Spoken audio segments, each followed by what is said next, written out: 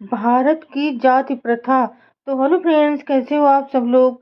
उम्मीद करती हूँ सभी लोग अच्छे होंगे। तो फ्रेंड्स, हम सेनार से शुरू करते हैं। वो अपमिश्रण की बात करते हैं और यह बताते हैं कि यह जाति की प्रकृति है। इसे देखते हुए यह निर्विवाद कहा जा सकता है कि यह किसी जाति से संबंधित नहीं है।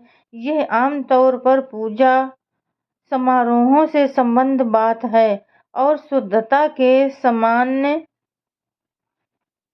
सिद्धांत का पोषक तत्व है।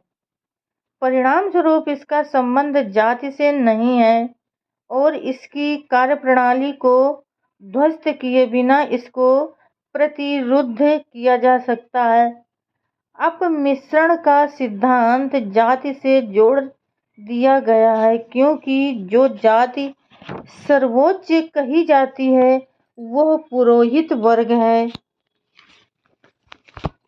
हम जानते हैं कि पुरोहित और पवित्रता का पुराना संबंध है।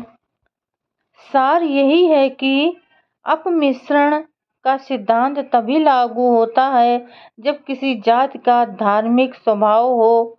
श्री नेसफील्ड अपने तरीके से कहते हैं कि जाति की प्रकृति है कि उसके साथ खान पान नहीं किया जाता जो उनकी जाति के बाहर है।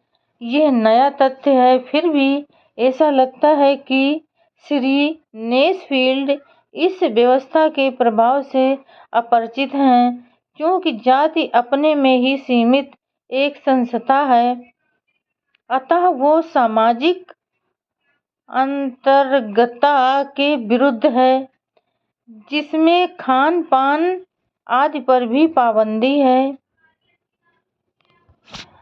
परिणाम ये निकलता है कि बाहरी लोगों से खान पान पर पाबंदी सकारात्मक निषेध का कारण नहीं है बल्कि जाति प्रथा का परिणाम है, अर्थात भिन्नता का गुरुमंत्र है।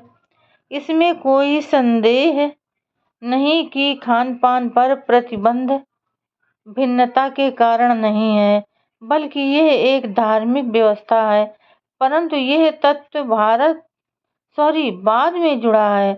सर एच रिजले ने विशेष ध्यान देने योग्य कोई नई बात नहीं कही है।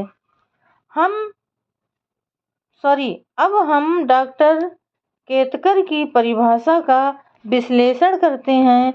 उन्होंने इस विषय को और विशद रूप दिया है। केवल यही बात नहीं है कि वो भारत के निवासी हैं, बल्कि उन्होंने विवेचनात्मक और पहनी दृष्टि से निष्पक्ष राय दी है जो जाति प्रथा के बारे में उनके अध्ययन के कारण हुआ है। उनकी परिभाषा विचारणीय है क्योंकि उन्होंने जाति तंत्र का विश्लेषण जाति प्रथा के आधार पर किया है और अपना ध्यान केवल उन्हीं लक्षणों तक केंद्रित रखा है जो जाति प्रथा के अंतर्गत जाति के अस्तित्व में अनिवार्य है। उन्होंने फालतू बातों की ठीक अवहेलना की है जो गौण और क्षणिक है। उनकी परिभाषा के बारे में यह कहा जा सकता है कि उनके विचारों में कहीं थोड़ी भ्रांति है, वैसे उनमें विशदता और स्पष्टता है। वो रोटी बेटी के व्यवहार में भेदभाव की बात कहते हैं। मेरा कहना है कि मूल बात यह ही है, रोटी से भी परहेज और बेटी व्यवहार से भी। पर डॉक्टर केतकर ने बताया कि ये है एक ही सिक्के के दो पहलू। यदि आप बेटी व्यवहार पर पाबंदी लगाते हैं तो इसका अर्थ हुआ कि आप परिधि संकुचित कर लेते हैं। इस प्रकार ये दोनों लक्षण एक ही पदक के मुख्य भाग तथा पृष्ठभाग हैं। जाति तंत्र के इस समीक्षात्मक मूल्यांकन में से इसमें कोई संदेह नहीं रह जाता है कि सजातीय विवाह का निषेध या ऐसे विवाह का न पाना जाना ही जाति प्रथा का मूल है। परंतु अमूर्त नए विज्ञान के आधार पर कुछ लोग इस बात को नकार सकते हैं, क्योंकि सजातीय विवाह के पक्षधर वर्ग जातीय समस्या बढ़ाए बिना ऐसा कर सकते हैं। सामान्यतया ये संभव है क्योंकि ये एक मूर्त सत्य है कि सजातीय विवाह समर्थक समाज सांस्कृतिक रूप से भिन्न रहकर अलग बस्तियों में बस सकता है, जहां एक दूसरे से कोई मतलब न हो।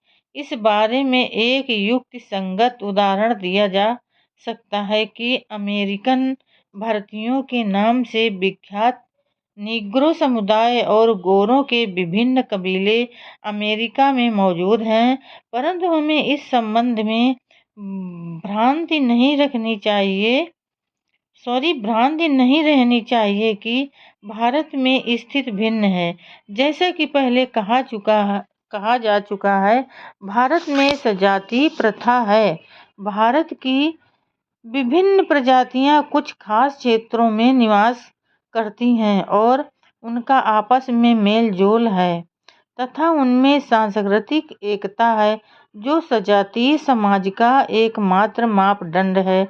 ऐसी सजातीयता को आधार मानने से जाति प्रथा एक नई समस्या का रूप धारण करती है, जो केवल सजातीय विवाह समर्थक समाज या कबीलों से अलग स्थित है।